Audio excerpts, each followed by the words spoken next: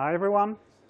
So to begin this afternoon, my hope is actually to wake you up, because usually after eating, I'm like kind of dizzy and so on. So, it's a very sunny day in London. So I'm not a Londoner, I'm a Parisian. So my understanding is that when it's a sunny day in London, you ought to actually change your plans, because that's a special day. And so I actually need to wake you up to make sure that you actually do the talks all over to the evening. Because otherwise you would like kind of feel dizzy. Then next step is, I guess, to go to the park. It should be. So let's try to wake you up. And first, let me just give you my, I'm a startup CEO, meaning I'm a startup, I'm the CEO and founder of a software vendor company. So actually, one of my goals for this talk is actually to give you like the willingness to build a startup, because I genuinely think that it's cool to actually build a company. Goal number one. And second, to try to make a statement or think about like the future of artificial intelligence, hype world, and kind of what or how it will actually affect the corporate world, meaning actual enterprise. That's kind of the first two goals of the presentation. You've got obviously hidden goals of the presentations, because I'm also the CEO of a software vendor company, Dataiku. So actually, I actually will want to make you download my software, maybe, or test it. It's free, so it's not a big deal. And maybe I will want to hire some of you, or make you will to actually work for the company, even if I won't hire you anyway. So I don't know. No, usual startup thing. So to start with, let me tell you a story. So remember, back 5 years ago, we were talking about this world called data science. You remember before artificial intelligence? Oh, no, you don't remember. You blacked out. Oh, we're back. Is it this thing like? So one thing that hasn't evolved in technology is the quality of display ports and so on. Okay. So remember back 5 years ago, data science, and how it started. So in order to think about it, imagine the story of a bank. And like the CEO of the bank is actually I don't know, a skip trip in Davos, or like just before or after the World Forum. And he talks like with other CEO about big data. And he would say like, hey, wow, big data is really a big thing. We really need to do big data in the company in order to be data-driven and so on. And so back then, remember, he has an iPhone 5, actually. I checked. iPhone 5 already. And so he would just call home to the head of business intelligence, soon become like head of data science or advanced analytics, and say, yeah, we really need to do data science. Al. And Al would say, oh, yeah, I need to figure out how to do the things. And so the reason why Al would start to scratch his head is actually that in order to get into big data, he would like start reading books and get into new fields and domain, go to tech conferences and meetups and so on. And it will soon discover that actually he has like lots of infrastructure and architecture decisions to make, because you've got like at least 5 or 6 subdomains in big data, like statistics and visualization, and where you store the data, and do you need to do real-time stuff or not, with kind of architecture decisions. And so one way to think about it is that you've got these 5 or 6 or 7, 8 cool domains, like how do you do in database analytics or not? How do you store data at scale? How do you do machine learning or not? And which framework do you use for statistics? And which language? And visualization is like a subdomain in itself, with possibly subdomains in the subdomain. And do you need to do real-time or not? And do you need to do scalability or not? Meaning, how do you scale the computation? And is it the same thing to scale computation and to scale storage? So you've got 6. Do I know how to count? 6, 7 domains? Yes. And the thing is that for most of those, you have got actually 5 or 6 good, free or like not expensive at all solutions to use, actually, that are like relevant, meaning it's hard to say that this or this is like not relevant at all. So imagine you've got 7 domains, 5 solutions. Do you have like 35 possible solutions? Someone nods in the room? No, we are data scientists. We know that it's more like 5 power 7 or 7 power 5? My God. 5 power 10, yes, correct. So it's more like a few 100,000 possible combinations of architecture, which is a lot. Grid search won't help. Even like a randomized or stochastic solution won't help. You actually have to, well, try some of those things and decide for yourself what you actually want to use. And so part of the job of Al back then was actually to figure that out, like the architecture for big data. Okay, good. I hope he is not trying to do machine learning on CouchDB. Doesn't seem to be a right pick, I think. Then, yeah, as he gets into management and hiring a team, Al is also possibly figuring out that he has like some actual HR to do, because in order to build the team, he might have to actually make different people work together, and especially people coming from the business and business intelligence side of things, and people coming from the software and academic side of things. Or, to simplify, the clickers and the coders that have a very, very different way to interact, well, possibly with humans, but more importantly, with computers. And that's actually relevant because he won't, well, he's working in a bank in the UK, so it's not Google and Facebook. He won't like build everything, like hiring software engineers and building new products from scratch, and like building a team of 40 brilliant PhDs, meaning it's not, meaning for real, you need to build a team that understands what the product is about, what are the business impacts, and so on. So you really have actually to mix those skills in order to get things on. And the HR problem is going on because, well, when he will start hiring those people, he will actually have some target name for their position, like data analysts, data engineers, and data scientists, but an actual job that could be fairly different. Yeah, sorry, it's an easy one. But yeah, you are all aware of what the reality of things are. So you will have to actually manage their expectation on the long term. So it's becoming a kind of possible an HR nightmare for him, or not a nightmare, but like an actual challenge. 6 months or 1 year as he's building the team. And the reason why, when you want to dig into this, is that you get actual several domains and subdomains in a kind of advanced analytics or a data science projects, which ranges from like, how do you source the data? Like where the data is and so on. Actually, blah, blah, blah, blah, is this data usable or not? To maintaining a project or a predictive model in production once it has been done, like actually checking that the technical performance and the business performance of the model is still good. So, and in the middle, you've got like lots of things to do, very different. And some of them are like, could be very funny, like, oh yeah, I'm going to try a new algorithm. And some of them are like not funny at all, like, oh my God, my dates are not parsing right. Is it months before day or day before months? Oh shit. Half of the data is one way and half of them is another, depending on what is the source of the data. Shit, should I fix the data upstream or not, or downstream? Oh, in order to fix the data upstream, I need to make a meeting with some blah blah from some other team. Do I want to do a meeting with him? Ah, not sure. So yeah, that's kind of that's the kind of the issue you've got in an actual data project.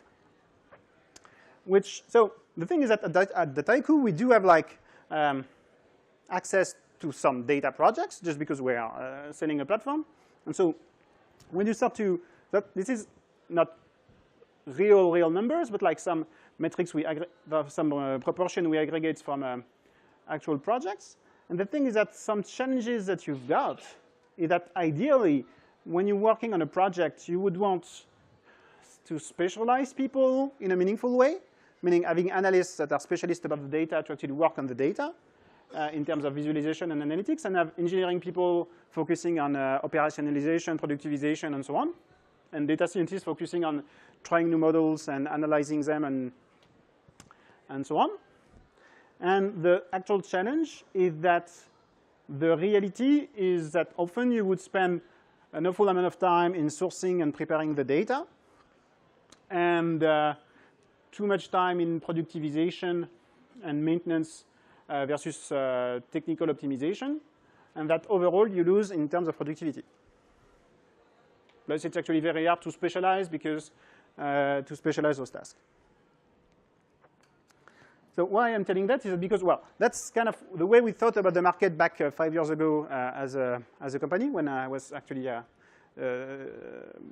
starting Dataiku, and hence, beginning of the advertisement sequence of the talk, we built the platform to solve all the problems. As any software vendors, we've got a magical platform that solves all the problems that you can have in the world, blah, blah, blah, blah, blah, which is in practice a software platform where you can have like visual data preparation, which is fun because even I do like to code a lot, even in C++. No, not anymore. In Java, OK. And data prep in coding is like very, very boring.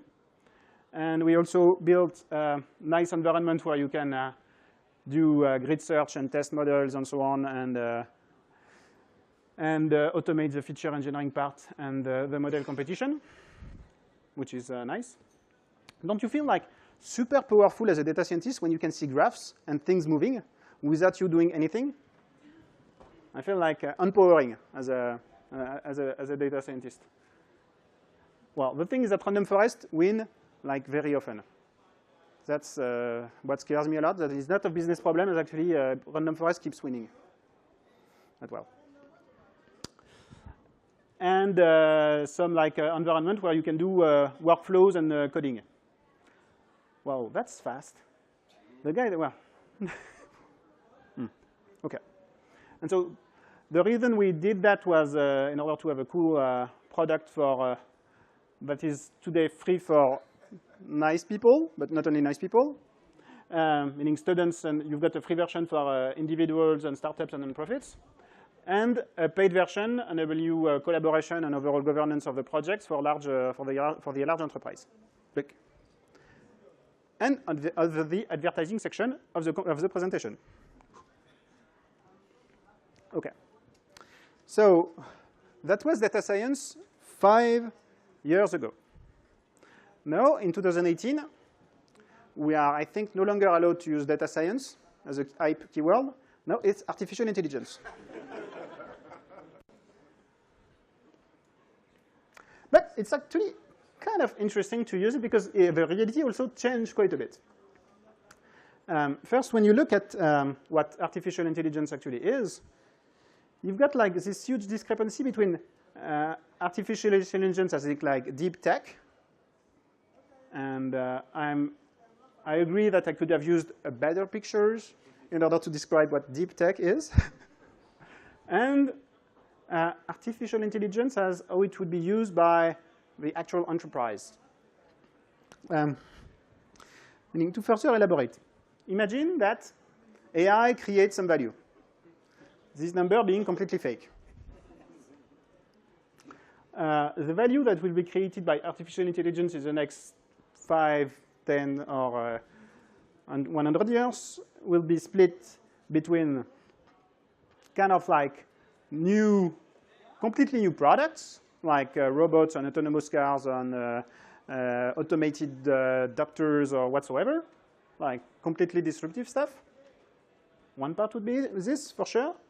Another part would be like complete kind of transformation of existing business in the sense of all the, and mostly all the software as a service startups that internally leverage AI in order to solve a business problem for the enterprise.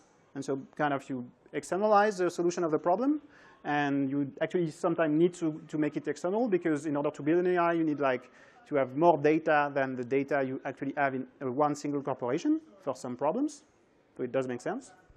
But still, you still will have one part of the value that will be created internally by the enterprise, because to some extent, that's the only way that they can still keep a competitive advantage compared to all the others. Here by enterprise, I mean like actual large corporations, more than 1,000 people, that actually create and sell several products across several countries. So what is happening this year?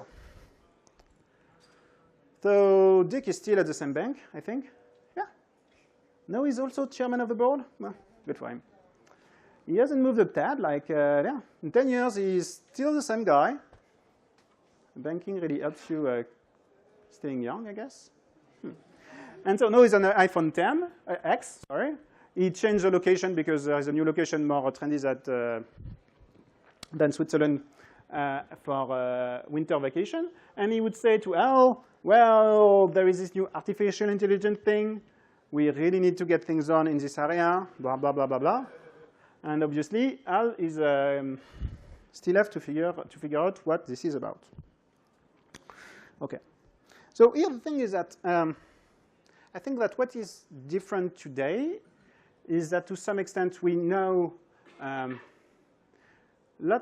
most people have a pretty clear understanding of what are the applications, very concrete short-term application of data science and machine learning in an organization, meaning how you can optimize business processes.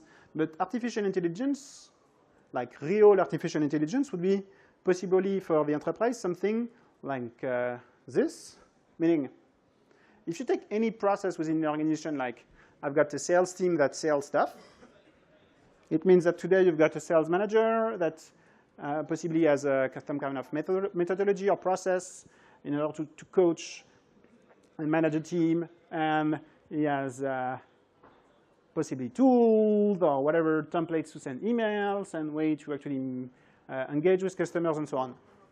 OK, that's one possible process within an organization.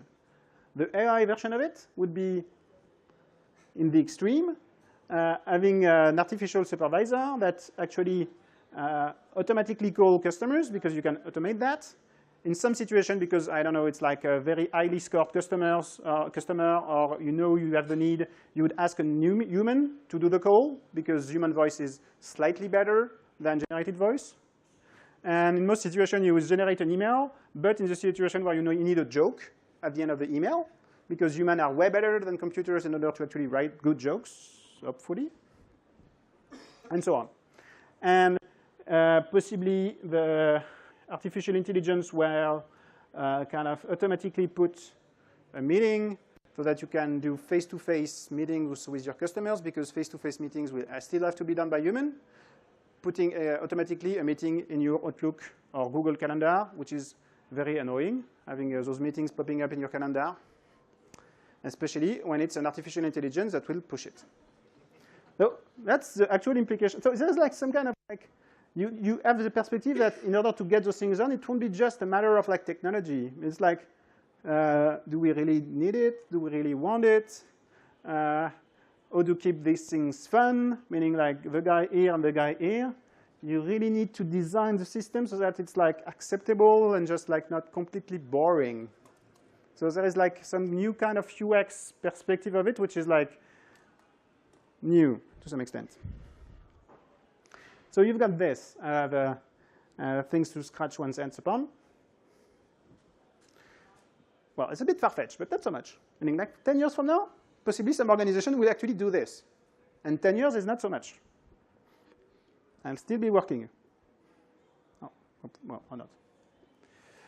And you still have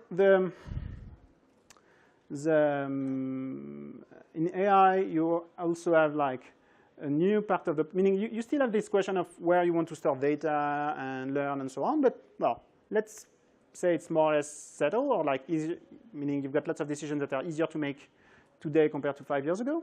But now you've got like new fields which are like how do you perceive like a human, and how do you interact like a human, which are part of the AI stack. So it's not just about learning, it's about perception, an interaction for which you've got decisions to make, because that's typically beyond your realm as an organization to build this stack all by yourself. So you need to connect to external providers for this perception and interaction, with additional question today of what is online, like in the cloud, what is on your premise, and possibly what is embedded into device you sell.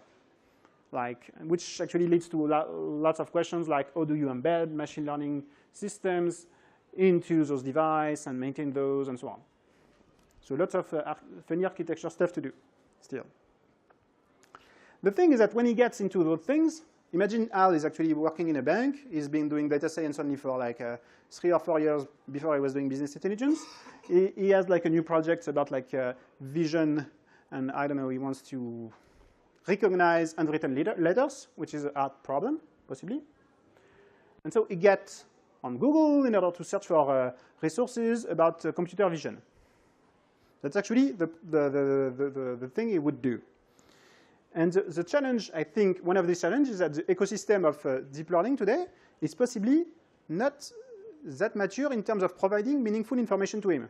Because what he will get through his Google search could be things like that. And when you actually look for what computer vision is from the perception today, lots of examples of things that can be easily tested and understood are these kind of examples. Very far from business examples. Or possibly, well, I exaggerate a little bit, this kind this kind of problems. This is actually a Chihuahua, not a muffin. Oh, yeah. This one. Yeah. And this one, well, I'm not sure if it's a dog, but.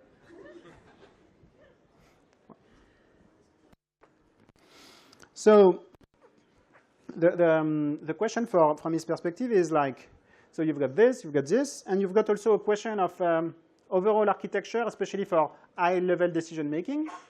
In the last 10 years, we built new concepts, kind of very related to new architecture, real-time architecture, and big data, like data lake, which can be virtual or not, like a set of microservices on which you possibly can push machine learning models. But the thing is that the reality of an enterprise AI would need to be something like this, like something fairly hierarchical, where you've got some high-level decision-making processes, like complex systems which are not only about learning, but like things that have strategies, which is not beyond learning, that possibly interact with other systems that are models, some of them being possibly embedded in devices. Like, what I mean is that if you are a large organization and you have like a high-level go-to-market problem for your product, you could have like subsystems that do pricing, some of them being internal, some of them being external, and an external system that gives you a scoring for your customers that you have to integrate together, and possibly you mix that with data you got embedded on your device because, well, you get actual raw-level data because, I don't know, you're in the insurance industry and you get pay-as-you-drive data. And so this kind of architecture is actually possibly more complex than most of the enterprise architecture already existing. And so figuring out what are the right abstraction for that is actually still that the ecosystem would have to build in order to make it realistic for enterprise to actually build a real AI, meaning fully, completely integrated decision-making. And suddenly, as I'm getting more serious in terms of HR problem, I will have, once he's solidified this data science stack within his organization, he will possibly have to add more like software skills to the organization related to UX of AI, meaning what is a human experience specialist, meaning do you build AI that is bearable by humans, and also architects that kind of understand the possible architecture for complex systems, including the, I don't know, the instability of a complex system. Or do you make a complex system such as the one I described in the previous slide, stable enough, meaning likely to sustain bugs and risk in subsystems in a meaningful way, which is like a peculiar mindset to have, far from like a traditional corporate software architecture. Okay, I suddenly became very serious for the light slide. Oh my God. And so overall, my point today was that the way, well, in the last few years when we were talking about data science, it was all about getting into new technologies, getting new use cases, getting those things done in production. And possibly if we believe, well, which is still to be proved, that there will be like yet more advanced application in the enterprise for the things we are doing, aka artificial intelligence. There's still like a 10 years roadmap ahead so that these things can actually be implemented. So it means that whatever we do, there is possibly a shift in philosophy to have, which won't be just about like trying new things, but actually build kind of durable subsystems. Because if it's really a 10 years roadmap to build an AI, well, you have to plan a little bit ahead. You've got this question of like still being inclusive, meaning it won't be just about like changing with data science granular applications and do rip and replace. AI in the enterprise will be transformative in the sense like it will actually impact people. So in order to do that, any project you will have to build will have to include those people, or at least some representative of them so that you can actually roll them out.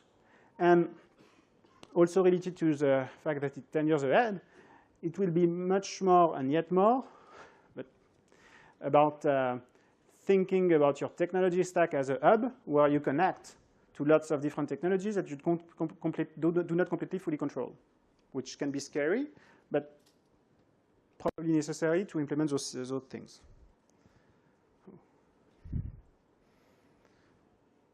That feels a little bit scary. Oh, back to a funny slide. So that was actually my last slide, the one before. So back to what we're doing at Dataiku. So today, to give you some heads up about the company, we are building a data science platform with the goal maybe in the next few years to actually help corporation build actual enterprise AI, whatever this means. And for this big endeavor, we are hiring people and trying to grow. We actually a small presence here in the UK with like 15 people or something like that. And overall, we are 150 people today in the company. And I think if you've got questions about 10 minutes ahead or something like that. So I've got time to take questions. And possibly, if you have no questions, I've got a very funny game for you. So, but you can still have questions first. Time at switch to the game. Okay.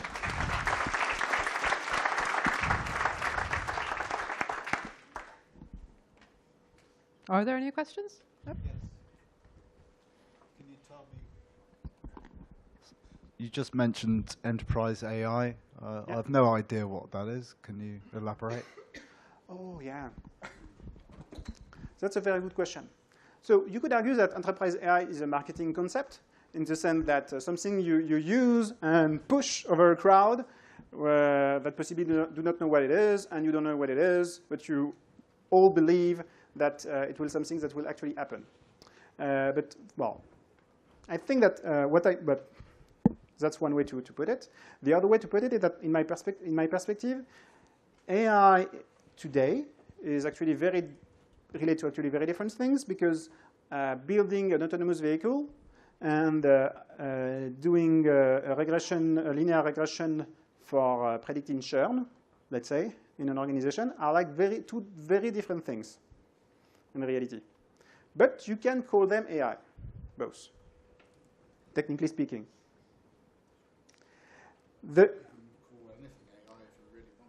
Yeah, you can call. Yeah, this is an AI that can tell me when I should go to sleep by changing the color of the screen. Wow, yeah. And but the reality is that although there will be, in my perspective, an evolution of what we do in the enterprise over the next few years, where more and more as the market matures and we are more confident into those technologies, we will let actually them take more like autonomous decisions, which won't be just like about a score that you apply in a complex business process, but something like where the computer is actually applying a more complex strategy. And this field will actually, I think, be called enterprise AI at some point, just because it won't be the same thing as like AI for anything. It will be AI for business processes and so on. Do I make sense? Yeah, it could be a way to describe it. I've got a question, if you don't mind. Yep. When will artificial intelligence then be completely autonomous, where it will refuse human interaction?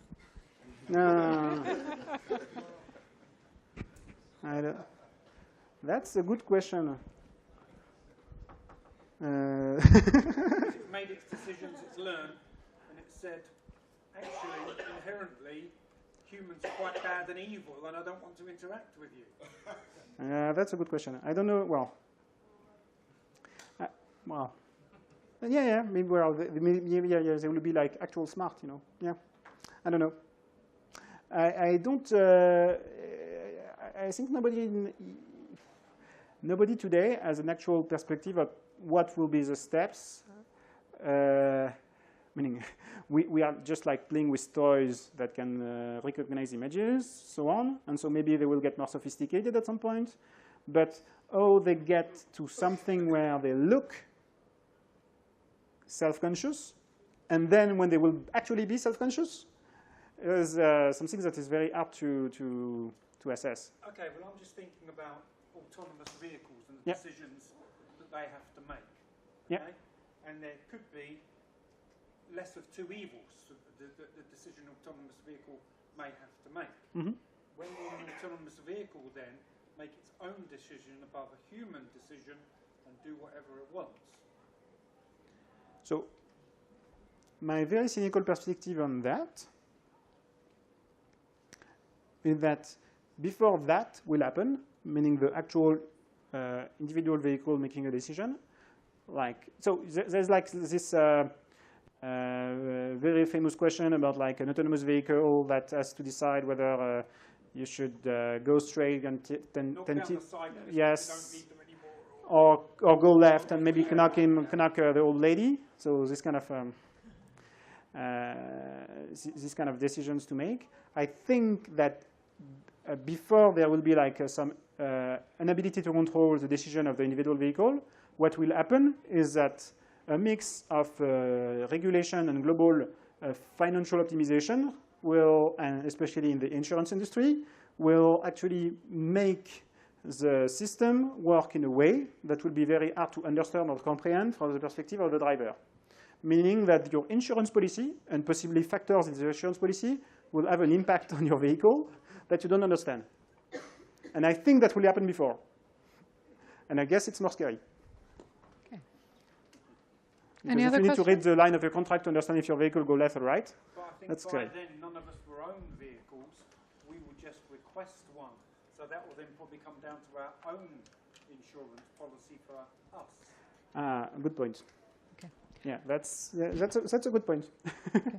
Any other questions? Thank you. What's the game? Yeah, I think we're holding out for the game now. Let me.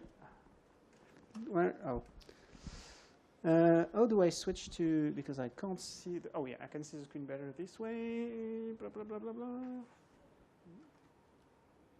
Yeah, I've got a bird game. It's kind of funny. La, la, la, la. It's a bird game. So, because I was talking about AI, and we have a bird in the logo, so I've got a bird game with AI. So here you've got 10 birds. Some of them were generated by a computer, some of them were not. Can you guess which ones? The bottom left was generated. That's the easy one. Then. Okay, second one here. Yes, no? Yeah, okay. Doesn't look like a bird. The upright, this one? This one, since generated? Okay. Sorry? This one? Okay. All agree? You know, some of them are real, huh? Just to, because if we just keep adding, the answer won't be good. Top left. Top left, this one? Okay. And so do we, all of them? Do we add some more or not? So the thing, we made this test done by like probably 100 people, like human, and though it's nobody first time actually got it right. Well, but the developers of the, but it wasn't the first time. The developer of the applications themselves, they get this right just because they know how the model is built. But otherwise, like no human people actually get the 10 birds right, statistically speaking. But our collective intelligence might prove the computer wrong. Yeah. So should we add another one? No. There is one developer of the bird game in the room, so he's not allowed to play. Are we good? Yeah. 70%. Global accuracy 70%, meaning we've got 7 out of 10 right, meaning either it is not generated or generated and so on. So we need to change it. Yeah.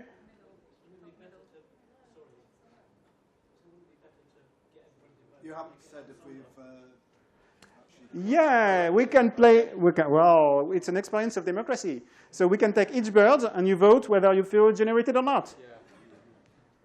This one generated? Yes. Okay. This one generated? Yes. Oh, so well, it's a small yes. So I guess is it a real bird? No. Generated. This one? Real. This one? Generated. Ooh. I'm not so sure. Huh? Generated? Who is for generated? Yes, yeah, generated. Generated. Who is for real? So generated. This one? Real? Real. This one? Real. Generated? This one? Real. Real? Who is for generated for this one? Real, okay. This one? Real? This one? Generated. This one? Real. Generated, okay. Oh! Yeah. So yeah, collective intelligence is not like yeah.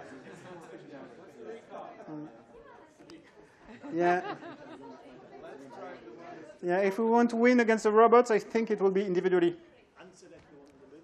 Yeah. Oh.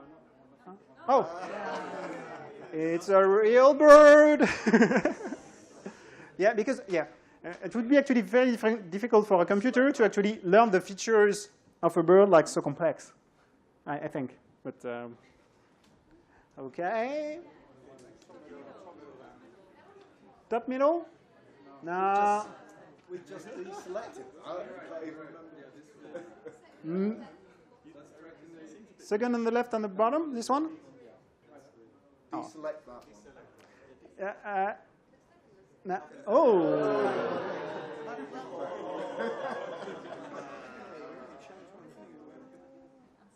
No,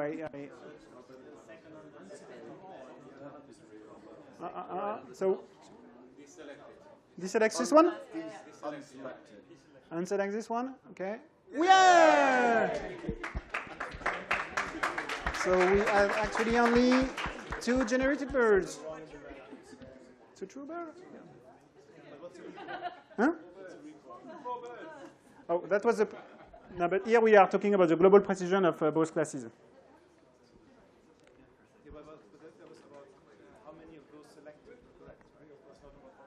No, it was meaning it was global accuracy for both classes on the full prediction. Okay. Oh no, you want to play again? Shall we play? We've got a booth over there if you want to play the game.